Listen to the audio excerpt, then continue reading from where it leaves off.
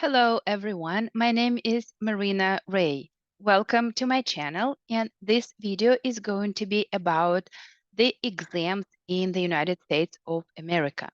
I came here many years ago, and I was surprised by the way people get license and certification because everything is the computer-based exam. And I've taken and passed many exams here. And when I was just preparing for that, I wish I had a video like that that would help me and guide me through the exams because I had a lot of difficulties actually in the test taking techniques, in the time management, and other things.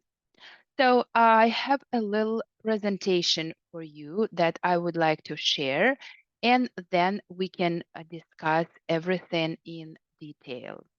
So let's begin. First of all, what I would like to share with you are a few strategies. And I have 10 proven strategies for success in computer-based exams. So uh, first of all, you need to understand the exam format.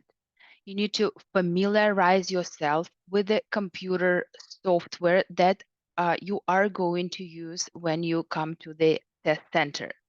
So first of all, there are different types of exams and different softwares. And if the company that you take your exam through offers like a mock exam, a practice exam, that is similar to what you may experience in the physical classroom when you go there or in the online setting, because after COVID, a lot of exams can be taken remotely from home. It will be exactly the same experience, although you will need to have a clean room with nothing on the walls, nothing on the desk, just the computer, your 360 camera, and yourself there. And there'll be a proctor who will be watching you to take the exam.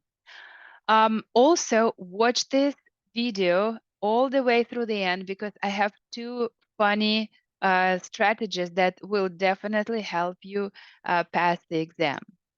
Okay, so yes, when you get familiar with the software that is going to be used there at your exam at the test center, please make sure that you know where to click, you know what functions are available. If you can rotate the objects, you can select the objects, you can use the formulas, or you can use something that is already embedded in the platform, and that will be good because you will not be scared when you take the actual exam. Also, you need to know the time limits, and we'll talk about that a little more in detail because you need to understand how much time you have for each section and overall exam duration, and when you can take breaks, or if you cannot take any breaks, how to manage your time wisely. Also, you need to review the question types because there are different questions in the American exams. There can be a multiple choice. So, for example, there will be a choice of 3 or 4 questions, and you need to select one. Or there could be 6 different variations, and you need to select 2, 3, or 4 out of 6. And many people consider those actually types of questions the most difficult because you cannot take the partial credit. Some of the exam give you partial credit if you, for example, selected 3 correct and 1 wrong out of 6, but some of the exams just don't give you any credit for that question at all if you made one mistake, or if it's supposed to be a short answer. And in that case, the difficulty is to have it the exact match because that is important, and otherwise the system will not recognize your answer as correct. Also, there could be an essay or true or false or some other question types. So please review the question types that you are going to encounter in your particular exam. Also, practice with samples. Use the sample questions in uh, some exams in the past or mock exams, and we will talk about that a little bit later.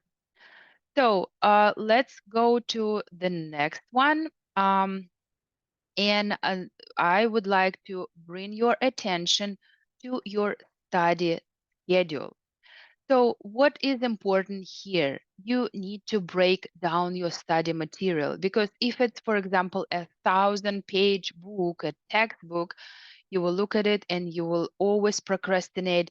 You will never be able to start. You will say, okay, maybe tomorrow I'll have more time. I'll sit down and study. No, you just split it into smaller, manageable chunks, into little sections. And if this is your physical textbook, and you are not planning to do anything else with that, after that, you may actually separate it into like smaller little books. So like cut the pages and have like one chapter at a time. So that is what actually helps a lot of people. And I teach at the university, so I know that students use that and I know that helps them a lot. If you have a PDF book, if you have an ebook, then what you can do, you can print to PDF just a certain number of pages. Like, for example, for chapter one, you have pages 1 through 45, and that's how you print, and that is like going to be a separate file, and that will be easier for you to actually go through that. Also, you need to set goals. You need to have a calendar on your wall, and you will say, okay, I can dedicate realistically 20 minutes per day. That's the maximum I can do. I have a lot of things to do. I have other commitments. I have family. I have work. I have this and that. And just be realistic to yourself. Don't say, I'm going to study 5 hours a day when you clearly do not have that time.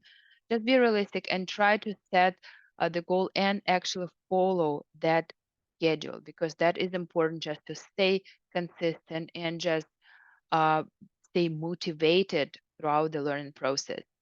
Also, you need to incorporate breaks into your study schedule. And we'll talk about that a little more when we talk about time management because you cannot study for like 4 hours straight. You will need to have a bathroom break. You will need to have some water, maybe just do a little exercise and move around. And because that is a direct way to the burnout, and you don't want that. You need to improve your focus. You need to maintain your productivity. Also, you need to review and adjust. So, for example, after 1 week of studying, go back to your schedule, your calendar, and see, okay, you've done this, this, and that. This is what you planned, and you did not have time to study this supplementary material, and that's totally fine. But you need to kind of like always analyze what you had time and what you did not have time for. So, what I would like to talk next to you about is you need to review and reflect on the practice exams you've taken. So, there are some free practice exams for some of the exams, and for others, you will have to buy the mock exams or practice exams. And when you do that, you need to analyze what is right and what is wrong. So take as many practice exams as possible because there are different approaches, there are different techniques, and there are different points of view, and they will help you prepare for the real exam because you need to be familiar with different exam formats, how the questions asked. And the best one is the official recommended exam that is published by the exam provider. That's the most up to date for the most part, and that's the closest to the real exam. But there are other formats. There are third parties exams. There are some questions that other test takers put together, and those are not bad, although you need to adhere to the official ones, that's for sure. Then adjust the study plan again. That's important. We spoke about that already. So just have those strategies because every day will be challenging.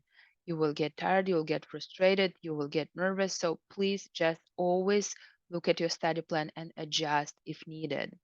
And when you take the whole exam, if it's like a 4 hour exam or like 7 hour exam or 1 hour exam, please take the same amount of time as you spent on the exam and review your incorrect answers, because that is the key to understand the mistakes, to understand what actually you did wrong and where you can avoid the similar errors in the actual exam.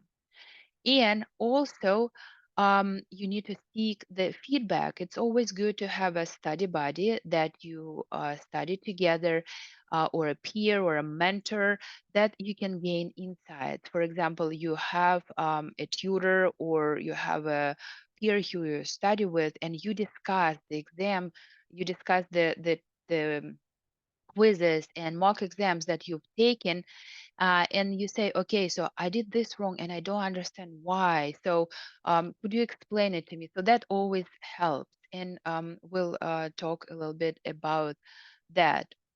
So also, what is important is you need to utilize online resources. We know that a lot of things are online these days, and you can find tons of information online that is actually going to help with your exam. So, for example, if you feel that your study materials that you have are not enough, some people actually seek for more.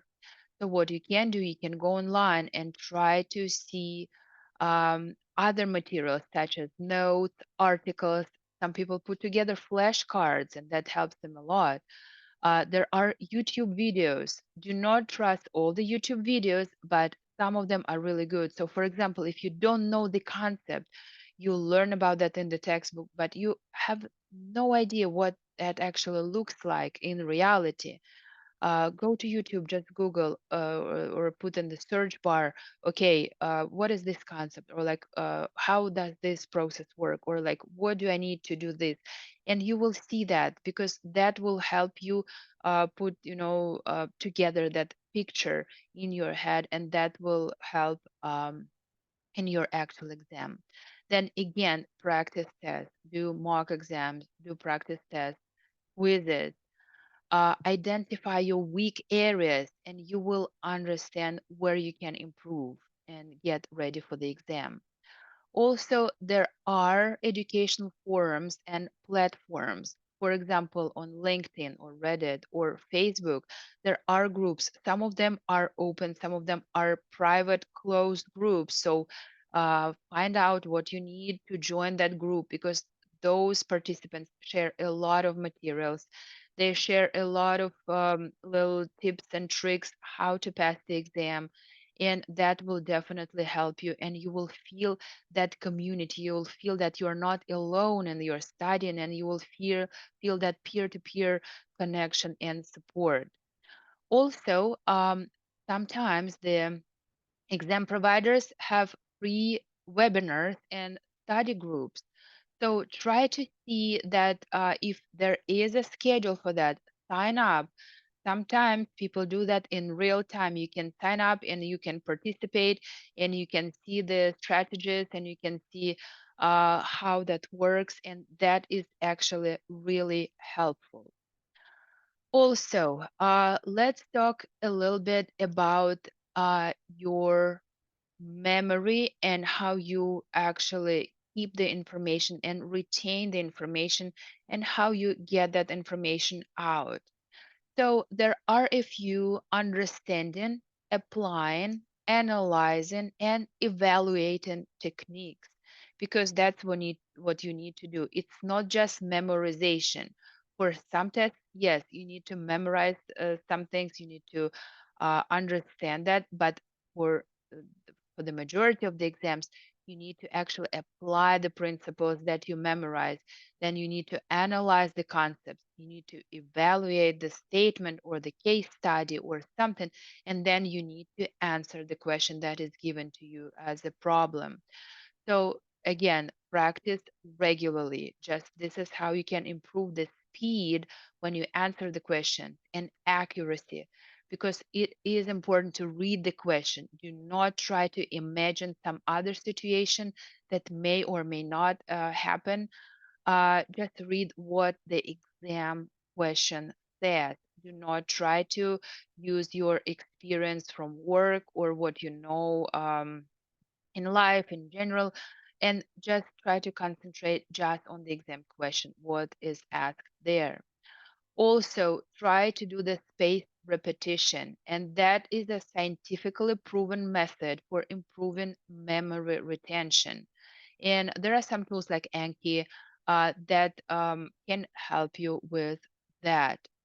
Also, use mnemonics and visualization techniques, and they can make your remembering easier. So, for example, you can, like, if you don't remember the concept at all, you don't remember the number that is associated with, or the date or something, try to imagine like something happened with that. Like, try to uh, create some characters or some story behind it, and that will help you. So it doesn't have to be like super serious. You can have like a funny story, and this will definitely those associations and mental images will definitely help you. Also, when you take your exam, for the most part, it's the computer-based exam, and you need to sit in front of the computer. So please maintain your proper posture, because that will help your back to actually your blood flow and everything. It will help everything. It will help your memory and your overall efficiency. This is important. Let's talk a little bit about your time management skills. So, like we said before, have your schedule. Please allocate your time wisely. If you have some deadlines at work, or you know that that day you won't be able to study, please put it on your schedule, and you will know that this day, okay, I cannot study 20 minutes, but maybe next day I can study for 40 minutes or 1 hour or 2 hours. And this will definitely help you when you stay realistic to yourself. Again, practice mock exam, but try to practice timed mock exam so you will know exactly how you perform. Because if you have 3 hours for the test, or 2 hours, or 4 hours, or five, you will need to know how actually you perform, how you endure that, because that's a lot of time, that's a lot of stress, and that's a lot of things that may happen. So, also, when you take your exam, you will have to actually put in the locker all your watch, your phone, and any supplementary things. There are open book exams, but that there are not a lot of them. So if that is the exam where you just need to come just with your ID and nothing else, then you need to use the timing tools that they give to you. And that is the, usually it's like in the upper right corner, the clock that is just counting down. So please be wise and use that, and see how much time you have, how much time you can spend for your break, if any. And avoid time drain, because sometimes people get frustrated. Like, they look at one question, they read it like 10 times, and they get frustrated. They are like, okay, I don't know what they ask me. I really have never encountered this concept when I studied. What shall I do? And you try to just solve one question, and you lose time. You just, the time drain. Please avoid that. Try to avoid that. Try to go to the next question, mark that question, flag it, that so you can go back and review that if that is possible at all. And like we spoke before, this is why you need to get familiar with the exam software. You need to understand the capabilities of the system. All right, so let's move to the next one. And what I would like to talk to you about now is your stress management techniques. So you need to learn and practice relaxation techniques. And you have never, if you have never done that before, you need to learn that, such as breathing techniques, or some minor exercises, like you can move your shoulders when you are in front of the exam. That's totally fine. Or you can just kind of like lean from side to side. That's totally fine. They will not take you out of the test center just because you do that. Or you do some like neck exercises. Just find something that works for you, or some breathing again, or like move your legs a little bit, or just kind of like twist your body. So that will definitely help your blood flow. That will help your overall exam experience. And please avoid last minute cramming. Um, this is like you cannot learn everything um, the night before the exam. You need that time to sleep. And scientists say that you need actually that sleep, you need those hours of sleep to actually store the information that you have studied. You need to your brain labels that information and puts that in like specific compartments, and this is how you actually can retrieve the information at the exam. So please do not study, like don't stay up all night, and do not just try to cram everything, like all the materials, the night before the exam. And you need to maintain a positive mindset. That is important too. So definitely, when you study, you need to keep positive. Just be mindful that, okay, even if you fail the exam, that's totally fine. That is okay. You'll have another chance to do that. And now you know actually how to do that. And stay organized and limit distractions. So, for example, if you have a family, try to let your family members and friends know that you are studying for the exam. Try to just be friendly to them and say, okay, I know you have an event. I know there is an important family gathering, but I need to take this exam. I need to pass it. So maybe I'll join you next time. Of course, you will have to go to some large family or friends events like I don't know, weddings or some other big events. Yes, but you need to allocate that time in your study schedule. So please be mindful about those distractions and those time limits that you may encounter. Let's talk a little bit about staying healthy and well rested. So again, sleeping is important for your exam strategy.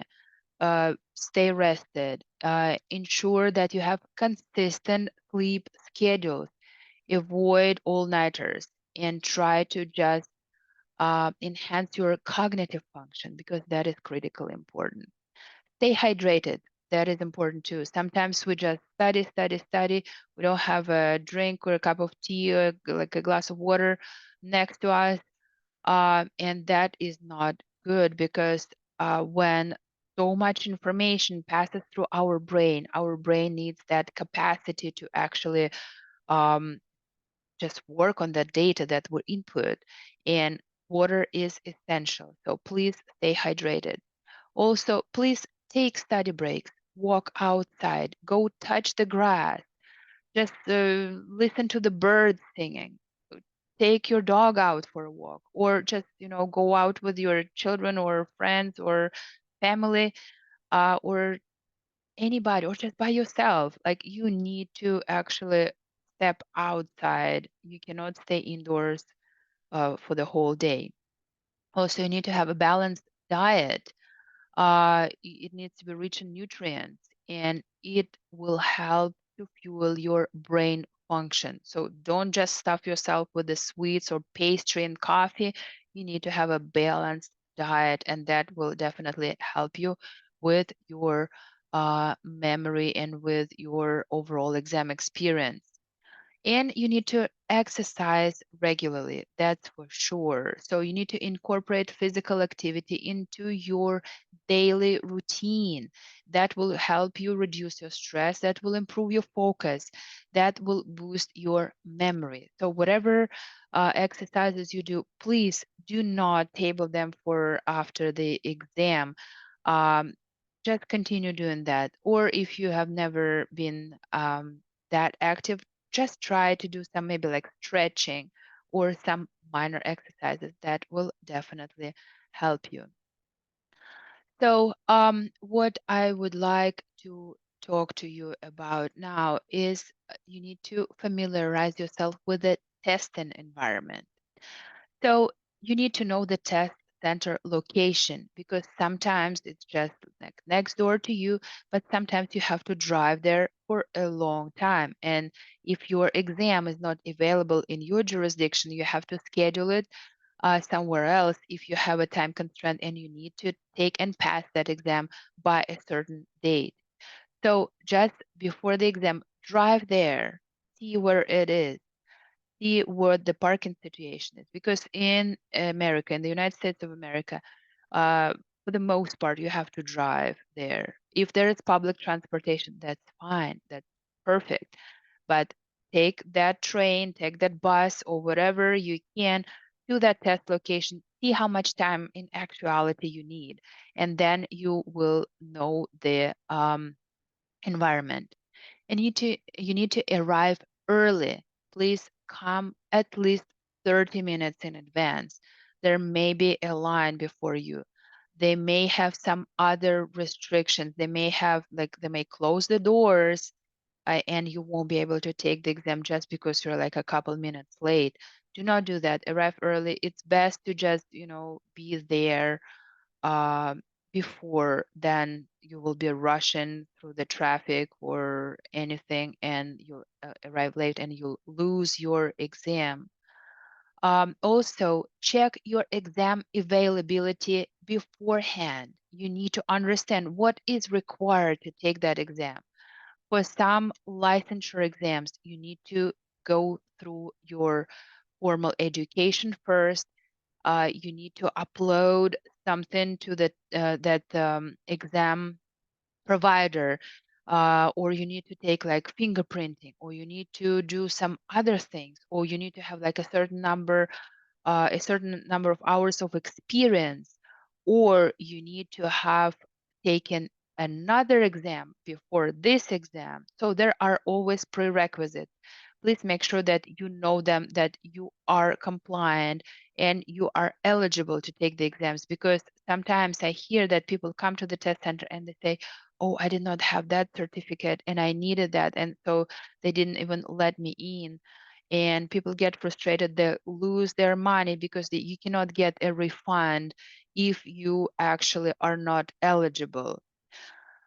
Check your ID. This is critically important. Your name that you have in that exam provider's software needs to exactly match your ID, your passport or your driver's license or any type of document. And check if you need two forms of ID, of the official ID with the picture, with your signature, and make sure that you bring those, because if you don't have them, sometimes you like and not sometimes you won't be able to take the exam if you don't have them. And please make sure that they are valid IDs, they're not expired, because that is important too. Not just your name matching, but also the valid active ID. Read the testing regulations. You need to know the break policies. You need to know other guidelines. We already spoke a little bit about that. You need to understand what actually the requirements are, like what you need to do there. And please just avoid any unexpected surprises during the exam, because when you know what you can expect and what you will encounter at the exam, it will relieve the stress, reduce it, and you will be prepared. Also, if you need any type of accommodation, whether it's ADA or Americans with Disabilities Act accommodations, or any other accommodations, like for sometimes the language accommodations, if English is not your first language, then you may request additional times in some exams. Please make sure that you communicate that in advance. And exams vary, and sometimes you need to request that like 24 hours in advance, sometimes you need to request that like a week in advance. So please make sure that you request that if you need that during the exam. Also, what else is important? it is important to reward yourself. That's the number one actually thing.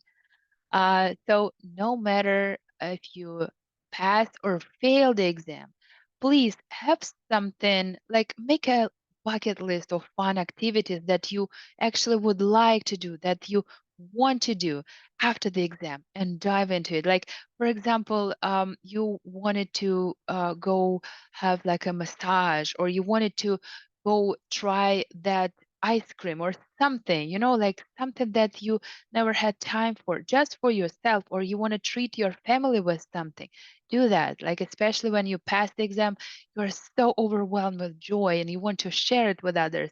So please do that. Do not skip that, because that is important. Like, celebrating little moments is important.